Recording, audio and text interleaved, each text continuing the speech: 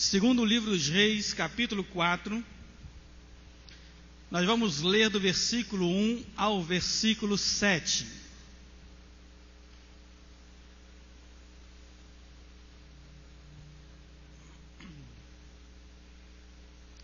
Segundo o livro dos Reis, capítulo 4, do versículo 1 ao verso 7. E nos diz assim a palavra do Senhor: certa mulher, das mulheres dos filhos dos profetas, clamou a Eliseu, dizendo: meu marido, teu servo, morreu, e tu sabes que ele temia ao Senhor. É chegado o credor para levar os meus 2 filhos, para lhes serem escravos. Eliseu lhe perguntou: que te hei de fazer? Dize-me o que é que tens em casa. Ela respondeu: tua serva não tem nada em casa, senão uma botija de azeite. Então disse ele: vai, pede emprestadas vasilhas a todos os teus vizinhos, vasilhas vazias, não poucas. Então entra e fecha a porta sobre ti e sobre os teus filhos, e deita o teu azeite em todas aquelas vasilhas. Põe-o à parte a que estiver cheia. Partiu, pois, dele e fechou a porta sobre si e sobre seus filhos. Estes lhe chegavam as vasilhas e ela as enchia. Cheias as vasilhas, disse ela a um dos filhos: chega-me aqui mais uma vasilha. Mas ele respondeu: não há mais vasilha nenhuma. E o azeite parou. Então foi ela e fez saber ao homem de Deus, e ele disse: vai, vende o azeite e paga a tua dívida, e tu e teus filhos vivei do resto. Amém, queridos? Que o Senhor esteja nos abençoando com a sua palavra. O milagre não está nas vasilhas.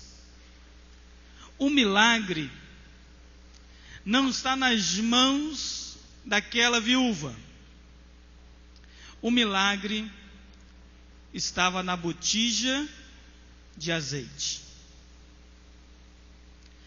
Ora, quando nós pensamos na botija de azeite, quando nós pensamos em vasos, em vasilhas, quando nós pensamos nessa circunstância toda em que uma viúva se defronta com um momento de crise na sua vida, um momento de crise. Todos nós passamos por momentos de crise, alguns em maior intensidade, outros em menor intensidade, mas todos nós, sem exceção, passamos por momentos de crise. A crise dos adolescentes. A crise dos adolescentes. A crise aquela crise existencial. Né, Gui? Aquela crise existencial. O que eu sou? Eu não sou nem borboleta, porque eu não sou jovem ainda. Mas eu não sou larva ainda, porque eu não sou criança. O que eu sou? Aí o adolescente entra na crise. É aquela transformação, ele está passando pela transformação. A tão famosa crise da meia-idade. Eu não sei se eu já estou na meia-idade, passei dos 25, né? Tem alguém que está chegando aí aos 70, está meia-idade ainda. A crise da meia-idade. Há crises, verdadeiramente crises, em momentos de fé. E esses momentos de crise acontecem quando uma enfermidade bate à nossa porta. Quando uma circunstância que estava sob controle, de repente, se torna uma tempestade no copinho d'água. E a nossa fé é provada. E às vezes, nós passamos por crises. Quem nunca chorou ao travesseiro ou com os joelhos dobrados? Quem nunca orou e clamou a Deus e perguntou: Senhor, por que o Senhor está deixando isso acontecer na minha vida? Momentos de crise. Momentos de crise que nós passamos. Quem nunca indagou: Senhor, eu faço tudo certo, por que estou passando por isso? Por que eu estou passando por essa situação? Momentos de crise. Aquela viúva, seu marido servo, profeta, servia ao Senhor, estava toda correta, tinha seus filhos, mas de repente aqueles planos, aqueles sonhos são interrompidos. Ela se vê agora num momento de crise, uma violenta crise na sua vida. A ausência do seu esposo. E a ausência do esposo não era apenas uma crise conjugal. Naquela época era uma crise financeira, porque o esposo, o marido, era o único responsável pelo sustento do seu lar. Então, quando o esposo morria, os seus filhos e a sua esposa estavam à sorte. Os irmãos lembram da história de Noemi? Os irmãos lembram? Quando os seus filhos morrem, o que faremos? Para onde iremos? Momentos de crise. Momentos de crise. Ela se depara com a crise. A viúva estava em crise pela perda do sustento da sua casa, e agora uma outra crise se estabelece. Os credores estão batendo a porta e não há dinheiro para pagá-los, porque o meu marido morreu. O que fazer nesse momento de crise? O que nós fazemos no momento de crise?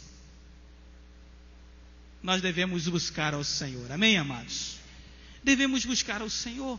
Nos momentos de crise das nossas vidas, nós devemos bater na eternidade, bater na porta de Deus, clamar ao Senhor, buscar ao Senhor de todo o nosso coração. Eu tenho certeza, eu vou citar um momento de crise bíblico, que com certeza nenhum de nós passamos por esse momento. Quer ver um momento de crise tão forte, que foi o momento quando Jesus estava no jardim de Getsêmani, algumas horas da sua crucificação, algumas horas do seu sofrimento vicário. Jesus chama os discípulos, leva para o jardim, é noite. Ele deixa os discípulos ali e fala assim: olha, orem comigo. Chama Pedro, João e Tiago, os três mais achegados a ele, se retira um pouco mais e fala com eles: orem comigo. E Jesus se afasta um pouco mais e vai orar sozinho com Deus. Jesus está passando um momento de crise terrível. Tão forte era o momento de crise na vida de Jesus naquela hora, que a palavra de Deus diz que enquanto Jesus orava, ele suava gotas de sangue. E isso é possível acontecer, a ciência comprova. Quando o estado de agonia, de ansiedade é tão grande na vida da pessoa, os vasos capilares sangram. Jesus está vivendo momentos porque ele sabia o que lhe aguardava. Jesus sabia o que lhe esperava. Jesus sabia o sofrimento que estava à sua espera. Não apenas o sofrimento dos chicotes, não apenas o sofrimento dos cravos nas suas mãos e nos seus pés, não apenas o sofrimento de uma lança que entraria na sua lateral, não era apenas o sofrimento humano. Jesus sabia que o sofrimento espiritual lhe esperava. O que Cristo sofreu fisicamente em nada é comparável com o que Cristo sofreu espiritualmente. Se fisicamente ele sofreu por causa de alguns pregos e uma lança que lhe perfurou, um cravo, uma coroa de espinho na sua cabeça, e chicotadas que lhe arrancavam carne nas costas. Espiritualmente, naquela hora, Jesus levava sobre si a iniquidade de todos nós. Se quando nós pecamos, o pecado nos pesa a consciência e a alma, imagina o pecado de toda a humanidade pesando sobre Jesus naquele momento. As suas dores intensas não eram por causa das suas enfermidades físicas, mas eram por causa da sua agonia espiritual. Jesus viveu um momento de crise terrível. Mas nos momentos de crise nós devemos fazer o quê? Buscar ao Senhor. Seja qual for o momento de crise que você esteja passando, busque ao Senhor. Aquela viúva correu, foi até o profeta e disse: profeta, Eliseu, homem de Deus, estou num momento de crise, estou em dificuldades, o que eu devo fazer? Eliseu vem para ela e diz assim: eu não sei como resolver o teu problema, mas me diz aí o que você tem em casa. Vamos ver o que nós podemos fazer. De repente você tem algumas roupas, nós vamos fazer um bazar. De repente você tem algumas cabras lá, nós vamos vender essas cabras para pagar. Me diz aí o que você tem em casa. E aquela viúva falou assim: eu não tenho nada. Eu não tenho nada. Sou eu, meus 2 filhos e uma botija. E talvez vocês perguntem: por que uma mulher teria apenas uma botija de azeite? Porque o azeite era a base da alimentação. Azeite e farinha fazia o bolo. Azeite e farinha fazia pão. O azeite era farinha, era a base da alimentação daquele povo da época. Azeite e farinha, pronto, tinha comida. E a comida daquela época não tem nada a ver com a nossa comida. Se você comer arroz e feijão, não tiver uma carne, a pessoa: pô, não tem nada para comer hoje não. Não é assim? Você faz lá arroz e feijão, aí bota na comida das crianças: é só isso, mãe. Não tem nenhum ovo, não tem carne, tem frango. A base da alimentação naquela época era arroz, era farinha com azeite. É o do trigo e o azeite. E ali tinha um pão. E ali tinha um bolo. E estava bem, de bom tamanho, acabou. Não tinha carne, não tinha um ovo, não tinha bacon, não tinha, a mistura que nós falamos nos nossos dias, nada disso. Extremamente simples. E o profeta pergunta: o que você tem em casa? Eu tenho uma botija de azeite. Aí ele: tudo bem. Vamos fazer o seguinte: vá e pegue emprestado, porque ela não tinha nada. Pegue emprestado vasilhas vazias. Por que as vasilhas têm que estar vazias? Porque como que você vai encher uma vasilha que esteja cheia? Não dá. As vasilhas têm que estar vazias. Agora vamos extrair um pensamento e um ensino espiritual aqui para nós nessa noite. Vasilhas vazias devem ser semelhantes a nós. Se eu e você estivermos cheios, como que Deus pode encher a nossa vida? Se eu e você estivermos cheios do eu, cheios do ego, cheios da nossa vã sabedoria, se eu e você estivermos cheios de nós mesmos, da nossa soberba, do nosso autoconhecimento, se eu e você estivermos cheios de nós, como que Deus pode derramar sobre nós o Espírito Santo? Vasilhas cheias não recebem o derramar do Espírito do Senhor. Vasilhas cheias não recebem o dom da multiplicação. Vasilhas cheias não recebem a unção de Deus na sua vida. Por isso nós temos que fazer como Jesus fez. A palavra de Deus diz que Jesus se esvaziou de si mesmo para assumir a forma de homem e se humilhar até a morte e morte de cruz. Ele teve que se esvaziar dele mesmo. E como Jesus fez, eu e você também precisamos nos esvaziar de nós mesmos. Como que esse processo acontece? Esse processo deve acontecer de maneira gradativa, em que eu e você vamos reconhecendo que com todo o nosso conhecimento, com todo o nosso intelecto, com toda a nossa sabedoria, com tudo aquilo que nós podemos adquirir nessa terra, nada será capaz de nos aproximar a Deus. Nenhum conhecimento do homem, nenhuma tecnologia humana, nenhuma ciência humana pode aproximar o homem de Deus. Nada do que o homem faça pode levar o homem até a presença de Deus. Só existe um caminho que liga o homem a Deus, e esse caminho se chama Jesus Cristo. Não existe outro caminho. Quando nós estamos cheios de nós mesmos, cheios da nossa vã sabedoria, nós não temos espaço para o mover e o agir do Espírito de Deus nas nossas vidas. Eu cansei de ver pessoas que entram nas igrejas e estão sentadas lado a lado, como nós estamos aqui, e o culto é uma bênção para uma pessoa, e ela sai dali glorificando a Deus, e para a outra que está do lado dela, o culto parece que não foi nada.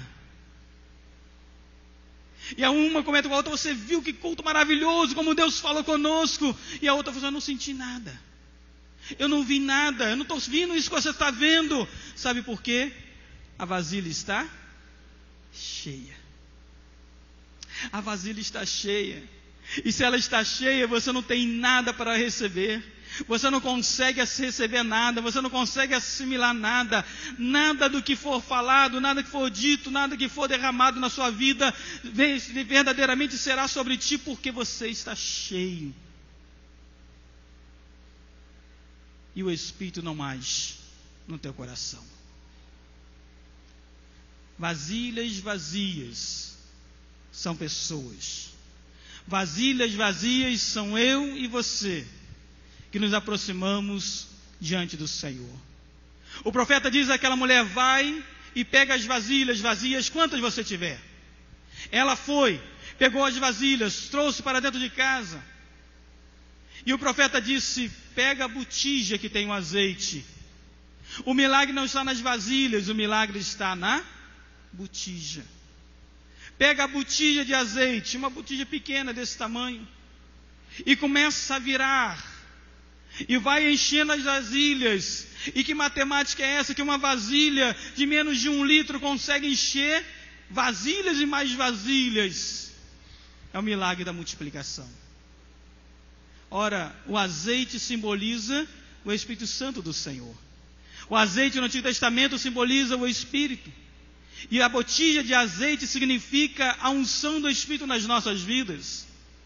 Quando nós nos apresentamos diante do Senhor e trazemos as nossas vidas, vidas vazias, vidas necessitadas, vidas que precisam da unção de Deus, a botija é derramada sobre os nossos corações. E à medida que nós necessitamos, maior unção é derramada sobre nós. E quanto mais nós carecemos, mais da parte de Deus é derramado sobre nós. E quanto mais é derramado, maior é a bênção do Senhor, através do seu Santo Espírito, na vida daquele que crê e que teme que o Senhor é o Rei dos Reis, o Senhor dos Senhores. É a unção de Deus. É um milagre de Deus. É um milagre que acontece na multiplicação. É a botija de Deus derramando sobre o meu coração e sobre o teu coração. Mas o profeta falou o seguinte para aquela mulher: traz tantas vasilhas quanto você conseguir, porque a unção não ficará restrita a uma vasilha. Enquanto houver vasilhas vazias, a botija continuará a derramar. E aí ele fala: pega emprestado, traz vasilhas, tantas quantas você conseguir. Ora, se nós cremos e entendemos que as vasilhas somos nós e que nós precisamos estar vazios para ser cheios de Deus, Nós precisamos trazer vasilhas vazias à presença do Senhor. E que é esse movimento de trazer vasilhas vazias diante de Deus?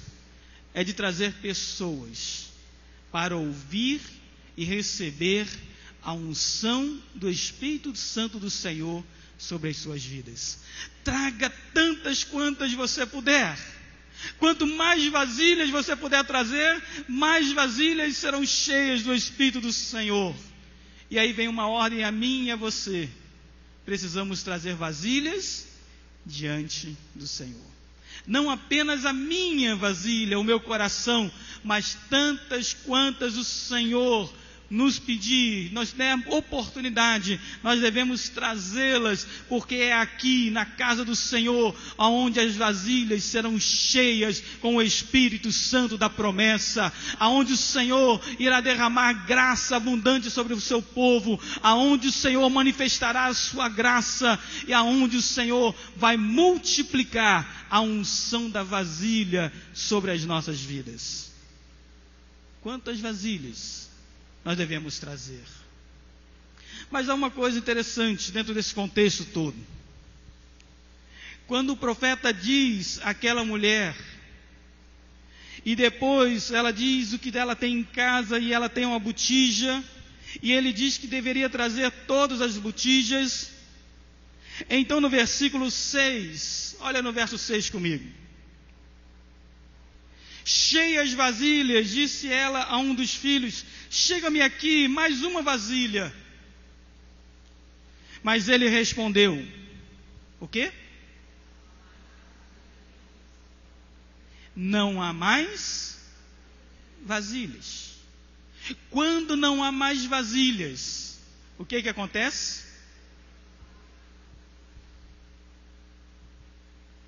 Às vezes nós nos perguntamos, por que as igrejas estão frias espiritualmente? Hoje eu conversava com algumas pessoas, crentes, servos, e ele compartilhava isso, nós compartilhávamos, e as pessoas falavam, as igrejas estão frias. As pessoas vêm à igreja, mas elas estão frias. As pessoas vêm à igreja, mas estão religiosas demais. O fazem por uma pura religiosidade, pouco compromisso com Deus. E nós conversávamos das razões da igreja estar fria. E aí eu me deparei com esse texto. E a palavra de Deus diz, quando não há vasilhas vazias, o azeite para.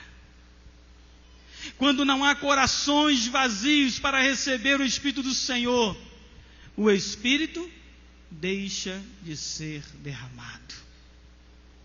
O azeite para. Sabe por quê? Deus não continua enchendo aquilo que já está cheio. Aquilo que já está cheio. Deus parte para o outro. E vai encher outro. Até que encha e ele parte para o outro. E vai enchendo e vai multiplicando. Mas chega um momento que as vasilhas pararam de chegar. Às vezes pode acontecer isso na nossa vida espiritual. Você vinha naquela caminhada cristã, você vinha naquela experiência com Deus, você vinha naquele momento apaixonado por Deus, mas chegou um momento em que você deixou de trazer o seu coração diante de Deus. Você se acostumou com a presença do Espírito, você se acostumou com a presença de Deus na sua vida. E então o azeite parou de fluir no seu coração. E então o Espírito parou de ser derramado na sua vida. O segredo para que o Espírito nunca cesse de derramar sobre uma igreja, sobre a obra de Deus, é nós trazermos sempre vasilhas vazias. Quantas vasilhas vazias nós trouxermos diante do Senhor, o Senhor derramará da unção do teu Santo Espírito sobre essas pessoas. Vasilhas vazias, como os nossos corações devem ser. Vazios de nós mesmos, para ser cheios da unção e da presença do Espírito Santo de Deus nas nossas vidas. Mas eu tenho eu gostaria de encerrar com uma ilustração e que fala sobre essas vasilhas. Eu achei muito propício essa ilustração do vaso rachado. Eu já tinha ouvido uma vez, e eu achei muito propício nesse momento. E essa ilustração diz o seguinte: um carregador de água na Índia levava 2 grandes potes, ambos pendurados, um de cada lado, e ele atravessava no seu pescoço e caminhava. Um dos potes tinha uma rachadura, e no outro ele era perfeito, sem nenhum vazamento. Durante a sua trajetória, ele levava aquela água num lugar longe, e quando ele chegava, sempre um pote estava cheio e o outro pela metade, porque a água ia caindo à beira do caminho. Foi assim durante 2 anos, diariamente aquele carregador fazendo esse trabalho. Chegou um momento em que aquele pote rachado, envergonhado, por causa da sua imperfeição, falou ao seu dono: eu estou muito frustrado, eu estou muito chateado, porque eu gostaria de ser perfeito, como aquele outro pote o é, mas não sou. E eu lamento muito, porque nesses 2 anos que o Senhor, meu mestre, meu dono, carrega a água de um lado para o outro, o Senhor tem prejuízo comigo, porque sempre quando chega no final, a metade da água já foi embora. E então aquele homem sábio disse para ele: você não entendeu ainda o que acontece. Aquele pote dizia: você poderia me consertar, você poderia me quebrar de novo, de fazer de novo. E aquele homem: você não entendeu ainda, eu vou te mostrar. Novamente ele encheu os 2 potes e saiu pelaquela caminhada. E ele disse o seguinte: olha pela caminhada, quando nós passarmos pelaquele caminho, a trajetória, olha quantas flores tem naquele caminho. E ele foi olhando aquele caminho e ele viu as flores, e as flores só estavam do lado dele. E então ele disse: sabe por que eu nunca te consertei? Porque todas as vezes que eu passava com a água para levar até o meu destino final, você ia regando as flores que estavam ao longo do caminho. O outro que se julgava perfeito não tinha nenhuma flor, não tinha nenhum fruto, nada, apenas uma missão cumprida. Mas você, além de cumprir a sua missão, você floriu toda essa caminhada, e sempre, quando eu retornava, eu vinha colhendo as flores e colocava dentro do vaso e apresentava ao meu chefe. Às vezes nós pensamos que a nossa vida está toda errada. Às vezes nós pensamos que a nosso vaso rachado, a nossa vasilha rachada não serve para nada. Às vezes nós pensamos que nós precisamos só nos encher de nós mesmos e nos esquecemos que quando nós nos esvaziamos, nós estamos abençoando pessoas. Nós estamos florindo, dando fruto no reino do Senhor Jesus Cristo.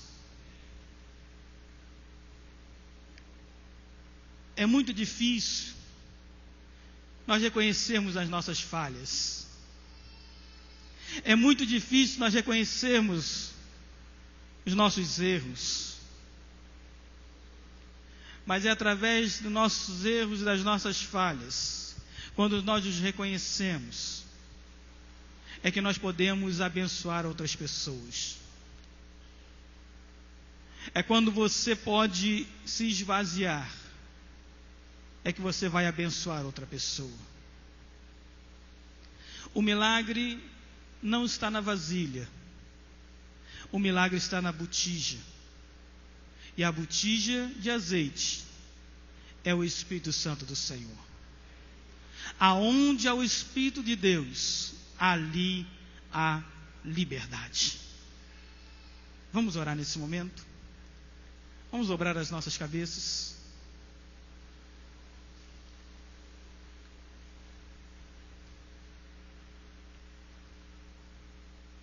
Eu não sei como está a sua vida, meu querido amigo, minha querida amiga, você que está conosco.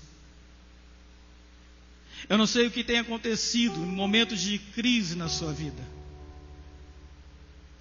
Eu não sei nem qual é a intensidade da crise que você está vivendo.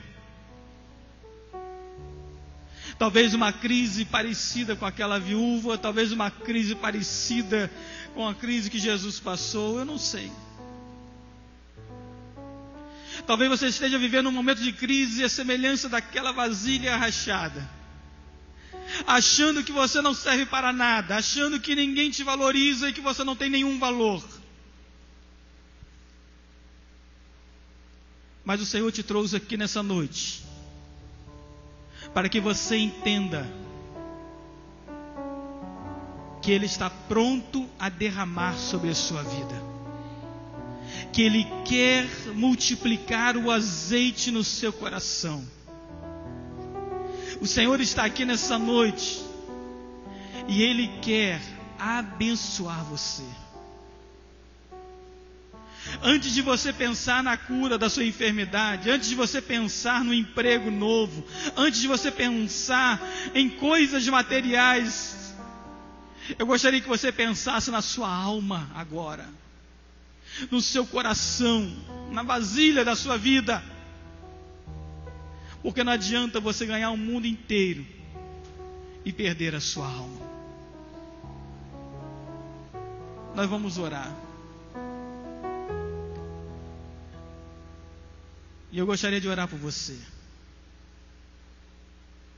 Você que entendeu nessa noite que precisa do derramar do Espírito do Senhor na sua vida. Você que nessa noite quer se esvaziar de você mesmo e quer clamar a Deus e pedir: Senhor, eu estou me esvaziando de mim mesmo. Eu estou me esvaziando dos meus conhecimentos, da minha sabedoria humana, de tudo aquilo que eu sou ou posso ser, para ser cheio do Espírito Santo do Senhor na minha vida. Senhor, eu estou tirando daquilo que sou para receber aquilo que Tu és na minha vida. Eu quero ser cheio do Teu Espírito nessa noite. Eu quero receber do Teu Espírito nessa noite. Eu quero ser usado por Ti nessa noite. Eu quero te convidar. Se você quer fazer essa oração comigo, sai do seu lugar, vem aqui, vamos orar juntos em nome de Jesus. Se você quer fazer essa oração comigo, é o momento de nós orarmos. Se você quer fazer essa oração, colocar a sua vida, a vasilha da sua vida e falar: Deus, derrama sobre mim. Senhor, derrama sobre mim, eu preciso da Tua unção. Senhor, eu quero me esvaziar de mim mesmo, eu preciso de Ti no meu coração. Senhor, eu preciso cada vez mais da unção do Teu Espírito na minha vida. Eu preciso, ó Deus, cada vez mais da unção do Teu Espírito na minha vida. Eu preciso, ó Deus, cada vez mais da presença do Senhor na minha vida. Ó Deus, os momentos de crise vêm. E se eu não estiver vazio, se eu não estiver preparado, se eu não estiver cheio do Teu Espírito, ó Deus, eu vou sucumbir, eu vou naufragar na fé, eu vou cair, ó Deus. Por isso eu te peço, Senhor, enche o meu coração, enche a minha vida, encha-me, ó Deus, com a unção do Teu Santo Espírito, hoje, ó Deus, hoje. É o que nós te clamamos em nome de Jesus. É hoje, é agora, é aquilo que Deus quer fazer nas nossas vidas. Você que está nos visitando nessa noite, que ainda não tomou a sua decisão por Cristo, e quer fazê-lo hoje, agora, porque o Senhor quer derramar o Espírito dele no seu coração. Se você quer nesse momento aceitar a Jesus Cristo como Senhor e Salvador da sua vida, eu quero te convidar, vem aqui, levante-se, vem aqui. Eu quero orar também por você agora, em nome de Jesus. Eu creio que Jesus trouxe você aqui por uma razão. E a razão era: onde há o Espírito do Senhor, há liberdade. Aonde há o Espírito do Senhor, há mudanças no coração. E Jesus veio para pôr fim às obras de Satanás, a quebrar todo o jugo de escravidão. Ele veio para te dar liberdade. Ele veio para fazer isso em nome de Jesus. Se alguém nessa noite quer fazer essa aliança com Cristo, eu te convido, sai do seu lugar, venha para nós orarmos juntos. Eu quero orar com você. Eu quero orar contigo nesse momento, em nome de Jesus. Em nome de Jesus. Nós vamos orar. Nós vamos colocar as nossas vidas no altar do nosso Deus. Senhor nosso Deus, Pai de amor e de bondade, Senhor, nós queremos te agradecer, porque o Senhor nos trouxe aqui nessa noite. Senhor, nós queremos te agradecer, porque o Senhor falou aos nossos corações. Senhor, nós queremos te agradecer, porque, ó Deus, nós queremos nos esvaziar de nós mesmos, para sermos cheios da tua unção. Ó Deus, eu quero te clamar nesse momento e te pedir pela vida de cada um que aqui está, que se apresenta diante do teu altar nessa noite, que declaram, ó Deus, que precisam da unção do Senhor nas suas vidas e nos seus corações. Ó Deus, em nome de Jesus, eu quero te pedir, ó Deus, que o Senhor possa derramar o azeite, o teu Espírito sobre a vida de cada servo do Senhor que aqui está. Ó Deus, derrame o azeite sobre cada coração, enche as suas vidas, faça transbordar de maneira, ó Deus, que possam ser bênção. Aonde eles passarem, eles possam deixar um rastro de bênção em nome do Senhor Jesus Cristo. Ó Deus, toma a vida dos teus servos. Ó Deus, toma a vida dos teus servos nas tuas mãos. Eles precisam de ti. Ó Deus, que o Senhor possa abençoá-los nos momentos de crise, nos momentos de dificuldades. Que o Senhor possa operar grandes milagres nas suas vidas e que eles possam testificar que o Senhor tem feito grandes coisas em nosso meio. Abençoa-os, ó Deus. Eu os abençoo em nome de Jesus. E peço, Deus, a tua bênção sobre a vida deles. E que eles sejam cheios da graça e da unção do Espírito Santo do Senhor nas suas vidas.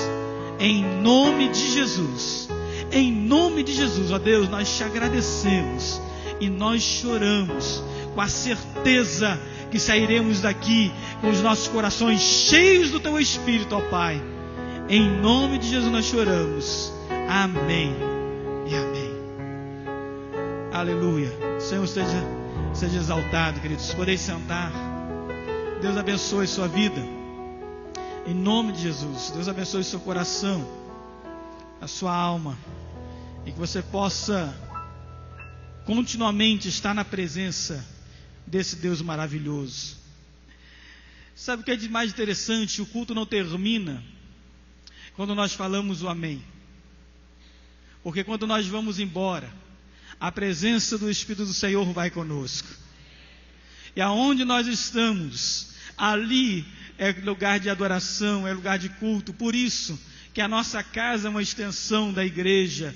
Por isso que aonde você está é uma extensão da igreja. Porque aonde você vai, o Senhor opera maravilhas na nossa vida e na presença dEle. Amém, irmãos? Nós estamos caminhando para o término do nosso culto. Queremos dar alguns avisos. Eu acho que os avisos até já demos todos.